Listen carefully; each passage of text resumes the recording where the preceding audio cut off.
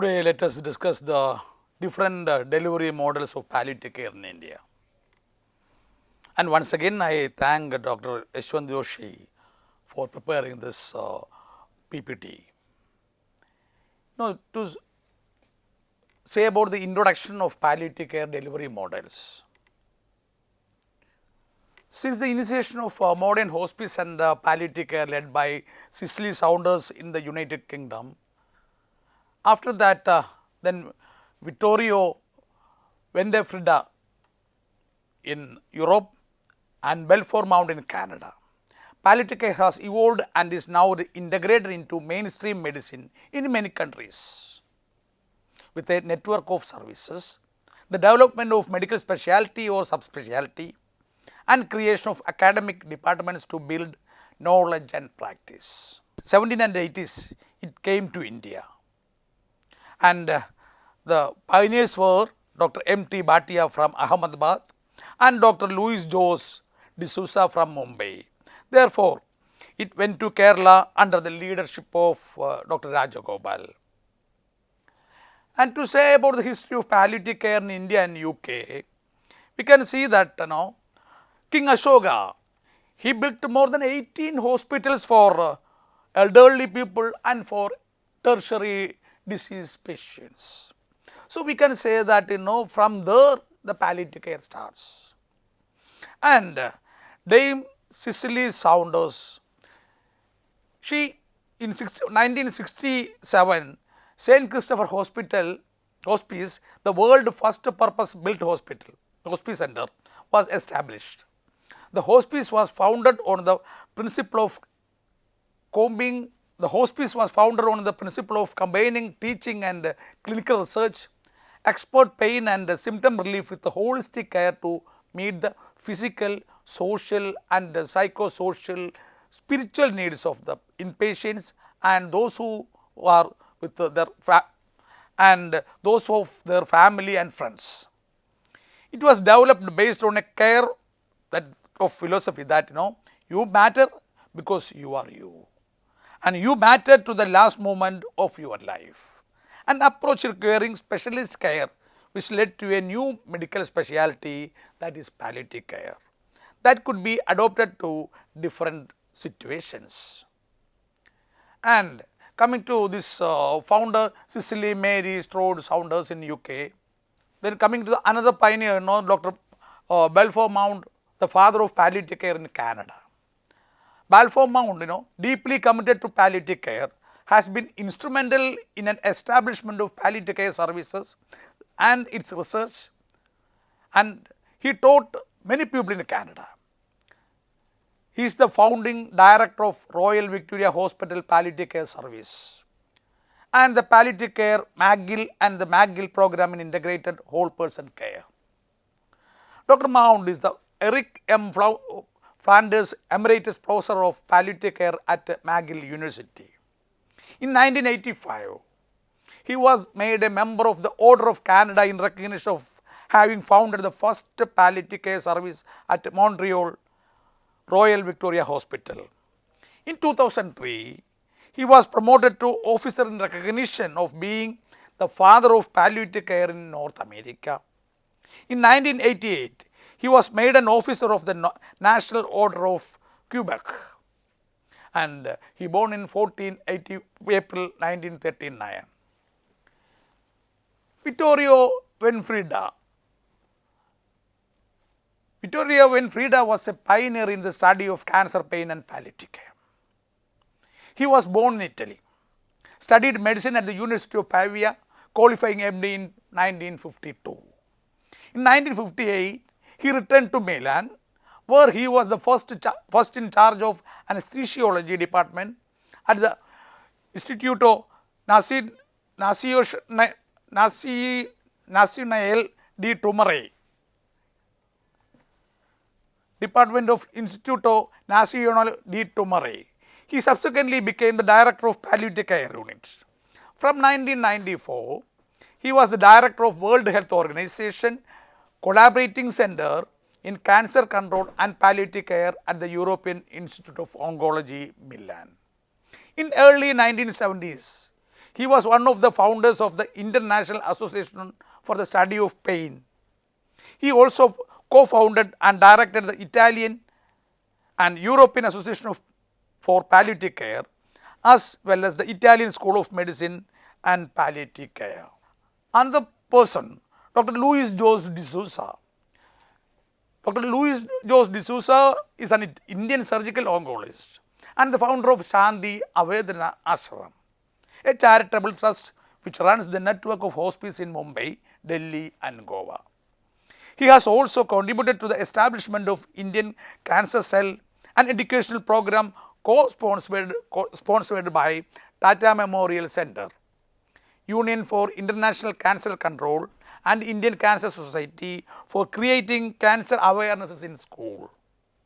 The government of India awarded him the Padma Shri in 1992. To say about the Shanti Avedana Sadan and its work, way back to 1970, as a young cancer surgeon, Dr. L.J. D'Souza came across many patients for whom there was nothing more that the medical world had to offer by way of surgery or medication. In such a hopeless situation, they found themselves looking into the dark night of despair, waiting for the end to come. In some cases, it happened soon. In others, it painfully lingered on. The 70s and 80s were the dark ages in the cancer care, at least in India. That was time when Dr. D'Souza happened to visit St. Christopher's Hospice in the UK and met Dame Cicely Saunders, who was the pioneer in modern hospice care. No one knew what a hospice meant. Leave alone lay people even. Medical professionals were not aware of the word.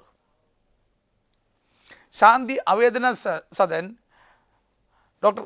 D'Souza responded to the Indian context by establishing the Shanti Avedana Sadan in 1986. For this, he received support and encouragement from the Archdiocese of Bombay and several benefactors. It was not easy at first. Cancer was considered a taboo. The first task was to dispel all fears. Pain relieving drugs like morphine were banned in the country. It was a mammoth task convincing policy makers, politicians, donors and benefactors. No, to say about this Shanti Avedana, no, God makes impossible possible. Defying all odds, Shanti Avedana Sadan saw the lights of day in 1986 in the shadow of the Basilica of Our Lady of the Mount at Bandra. To say about the Community Oncology Center, that is second hospice center in India. This was opened in 1980 at Ahmedabad by Dr. M.T. Bhatia. He established the first pain clinic at Gujarat Cancer Research Institute in 1972 and had morphine license and availability since 1972. He is one of the founders of Indian Society for the Study of Pain and Indian Association of Palliative Care. See, these are the different pictures of Shanti Avedana Sadan. And another center is Community Oncology Center, that is Ahmedabad. They are doing home care service also. And this developed countries, that we can have another thing that, in high income countries, those who age 60 and older,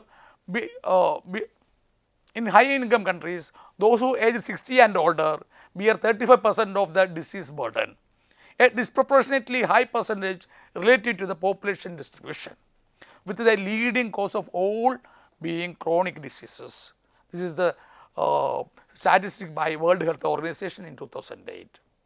As the population in developed countries ages, the disease burden will only increase further and will change their healthcare systems. Advances in cancer and other treatments leads to patients living longer and experiencing more comorbidities. Developed countries have to cope with the increasing demand for palliative care services amidst soaring healthcare expenditures, tight budgets and rising patient expectations. each system would have to develop and improve their current palliative care system to meet their future population needs. As developed countries have varied health financing and delivery structures, contrasting the different models would allow lessons to distill that could be applicable to other systems. Thus, palliative care has received growing attention from patients, healthcare professionals and healthcare providers in recent years. It has universal acceptance. Adapted to diverse healthcare system, palliative care services have been developed in more than 100 countries throughout the world, including India. Although originally conceived as something concerned only with the end of life, palliative care has now become more integrated with the service offered throughout the disease trajectory. This presentation considers the different services delivery models and some of the evidence of their effectiveness. We can see that the slide it is there. In the past only that disease when it is coming to an that end of life, only that period this palliative care was introduced. Now the modern concept that the palliative care can be started from the very beginning itself, and it is there up to death, and it includes bereavement also.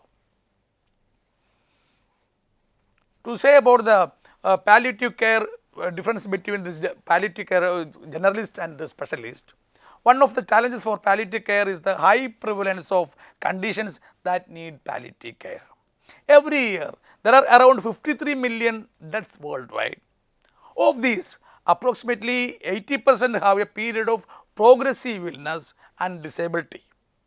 When the disease becomes unresponsive to curative treatment, the disease become progressive and disability is there. Comparing the methods of needs assessment of palliative care identified that between 69 to 82% of those who die need palliative care. Almost every clinician in healthcare will encounter patients or those who are approaching the end of life, those with progressive and symptom illness and bereaved families. Generalist and palliative care, difference between the generalist palliative care is usually defined as the palliative care provided for those affected by life limiting or progressive illness as an integral part of standard clinical practice by any healthcare professional that is not a part of specialist palliative care team. The general palliative care is usually defined as palliative care provided for those affected by life limiting or progressive illness as an integral part of standard clinical practice by any healthcare professional that is not a part of a specialist palliative care team. In the community, generalist palliative care is provided by primary care teams, district nurses, nursing and residential home care staff and other community support services can provide palliative care. In hospitals, it is provided by general medical and surgical teams and specialists for specific diseases or circumstances such as oncology, respiratory, renal, intensive care and cardiac teams. Condition specific specialist nurses often work across the interface community between condition specific specialist nurses often work across the interface between hospital and community. To say about the specialist palliative care worker, they are specialists in palliative care provided by those who have undergone specific training and are accreditation and have accreditation in palliative care medicine, and they are working in the context of an expert interdisciplinary team of palliative healthcare professionals. In India, we have MD in palliative medicine for specialists in palliative care. And to say about the palliative care delivery models, specialist palliative care may be provided by inpatients in palliative care units of big hospitals or hospice center, or in hospital where the palliative care teams are available, or in the community itself where the palliative care and hospice teams are there. And these palliative care services need to meet standards developed nationally, and they have to work exclusively in palliative care, and staffs are there to complete staffs have to be completed their specialist training in palliative care. However, a distinction made on the nature of service is not enough, because this palliative care delivery, that means there needs to be a distinction on the basis of patient or family and the circumstances it is needed. A common distinction is the complexity of patients and the families. Generalists will provide care for everyone with the less complex needs. Specialists in palliative care have higher levels of expertise in complex system management. There is spiritual support, psychosocial support, cultural support, and grief and loss supports. Thus, they care the patients and family with higher levels of the needs. The specialist palliative care services they provide, palliative care services usually have three components. One is directly provide care for the more complex patients and families, and second one is provide education and support to generalists. The third one undertake or collaborate in research to improve the care of patients and their family in future. The provision of education is widely accepted as a role of specialist palliative care, although the nature and level of support is not well defined. The requirement to undertake research is more recent, and at present it is not universally provided by all hospice and palliative care teams. The proportion and the detailed circumstances of those patients and families with more complex needs that require specialist rather than generalist palliative care. And we have to define the various things within and between countries and between diseases. Research is going on. Different researchers attempted to estimate population wishes for specialist palliative care, and also levels of needed among people with the disease other than cancer. They found limited levels of unmet need for the specialist palliative care according to the bereaved family. However, the levels of unmet needs depend on the knowledge of what palliative care can offer, which is varied, especially in some population, and the research is going on. Research in specific non-cancer populations not referred to palliative care, that has to be identified, and that also have to be taken into consideration. A need for improved quality of end of life and palliative care is needed, and access to this care for patients and family have to be met. The recognition of importance of death and dying, the cessation of treatment to extend life unnecessarily, and the need for holistic care to include comfort and support. The publication appeared in a research in 2014 to recognize the importance of death and dying, and were concerned to prioritize quantity of life over quality of life, also calling for improvement in palliative care and end of life of care services. Delivery of specialist palliative care differs slightly throughout the world, but similar structures have evolved. Inpatient palliative care is provided in dedicated palliative care units or hospice, and specialist palliative care teams offer palliative care consultation either in hospitals or in community or within home itself. And increasingly outpatient daycare centers have to be, we have to note that several primary palliative units offer a combination of services. For example, most inpatients of palliative care units and hospice are also offer other services, such as if they are based in the community, home care and daycare facilities are available and they provide it, or if based in a hospital consultation. It is not that one specific service is better than other. Community support is essential as evidence-based and consistently shows that most patients want to be cared for at home for as long as possible and often to die there, and at more than half death is most. Community support is essential as evidence based and constantly shows that most patients wants to be cared for at home for as long as it is possible. To say about the models of palliative care, we can see that the following models are the most commonly and established emerging models in India. And to a limited extent that we can see that community support is essential as evidence based and constantly shows that most patient, the different models that inpatient and outpatient care units, the hospice centers, home care teams and day care palliative care centers. In the inpatient service of palliative care, the palliative care units of big hospital admit patients whose conditions would benefit from specialist multi-professional palliative care.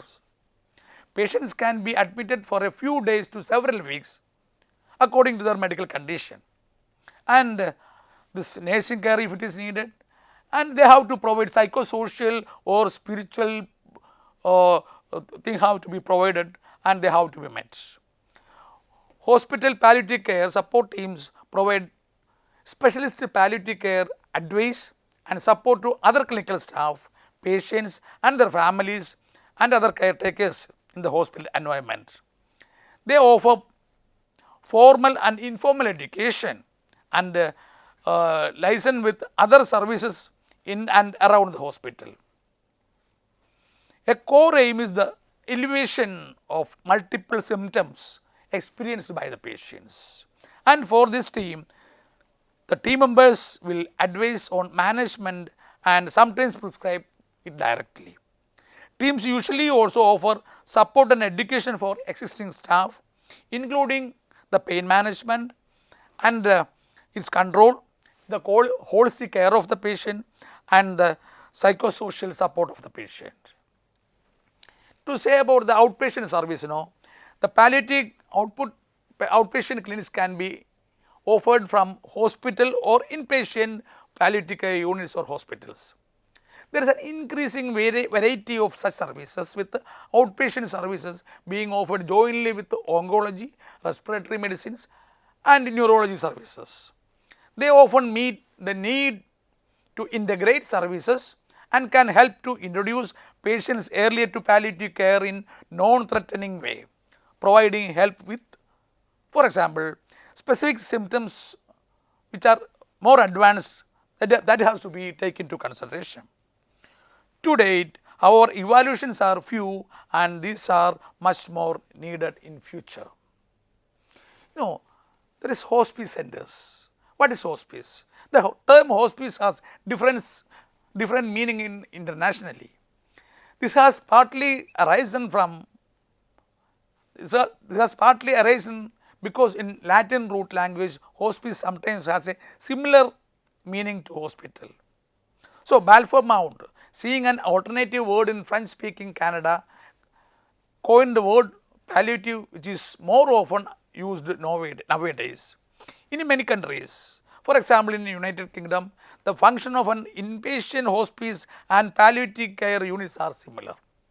But in other countries, a distinction exists. In Germany, for example, patients will be admitted to palliative care units for crisis intervention and to an inpatient hospital for end-life care. In some countries like USA or India, hospice in contrast to this palliative care unit is freestanding services which predominantly home care. This home care teams, palliative care teams provide specialized palliative care to patients who need it at home and support their family members and other caretakers of the patient. They also provide specialist advice to general practitioners and their family doctors, nurses and other caring for the patient and family at home. Commonly, They reach out to the patient in the community wherever they are, including in nursing and residential homes. So, daycare centers are there in palliative care. Day hospice or daycare centers are spaces in hospital, hospice and palliative care units or other community centers, especially designed to provide additional support to patients in the community and their families. For units that have inpatient beds, sometimes the inpatients will also attend the daycare, especially those who are well enough and are planning to go home. Patients are usually eligible for daycare only if they are already in the care of home for palliative care team and it is affiliated with a particular center. The nature of services offered varies along a continuum from the more medical or health oriented to the more social and recreational centers. Quite often, centers are offer a variety of complementary therapies. To say about the principles and structures of common to specialist palliative care centers, several principles are common to all the palliative care services. They include attention to the individual in total. That means physical, emotional, social and spiritual care, and which needs of the need the patient. So, it includes the attention to the individual in total. That means the physical, emotional, social and spiritual aspect of the patient, because the patient need all these things, and considering the patient and the family, we have to give that also. There is a focus on excellent communication and coordination as well as community participation in palliative centers. And this palliative care means it is a multidisciplinary approach. A multi-professional staffing is central to all palliative care services. These are needed for the wide ranging problems of patients and families. Specialist palliative care physicians and palliative care nurses are usually part of all services, but other professionals such as social workers, pharmacists, psychologists, physiotherapists, occupational therapists and chaplains for faith leader or faith leaders all are included in the team. However, in view of the physical, psychosocial and spiritual needs of the palliative care, it is a holistic approach and it includes the professional other than doctors, nurses and the more stress is being given to palliative care. However, in view of the physical, social and spiritual needs of the palliative care and its holistic approach, that includes the professional other than doctors and nurses. So, we can see that that is a patient, again he is there in the family and the friends are there. So, we have to take into we have to take into consideration that the family and friend along with this patient, and we have to take into consideration the physical aspect of the patient, emotional aspect of the patient and psychosocial aspect of the patient and the spiritual sphere of the patient. So, a multidisciplinary team is needed for palliative care. To say about the target population, the dominant group of patients receiving palliative care services are those with advanced cancers. More recently, newly diagnosed lung cancer, glioblastoma and prostate cancer were the focus. Palliative care has begun to extend to include patients with non-malignant diseases such as severely affected by advanced heart failure, advanced respiratory diseases and symptoms of breathlessness just like a COPD. And to conclude, palliative care service delivery models operate across all over the country and the settings where the patients, the palliative care service delivery models operate across all the settings where patients need support. There is a distinction between general palliative care that is provided by the clinicians and the specialist palliative care provided by those with the specific training and unique interest in palliative care for more complex patients. Some models of service that inpatients, outpatients and palliative care units and these inpatient hospital centers are needed for the palliative care. Some principles and values are common, including the holistic multi-professional approach based on need, which responds to the individual needs of the patient and their family, and to consider the patient and family as a unit. Thank you.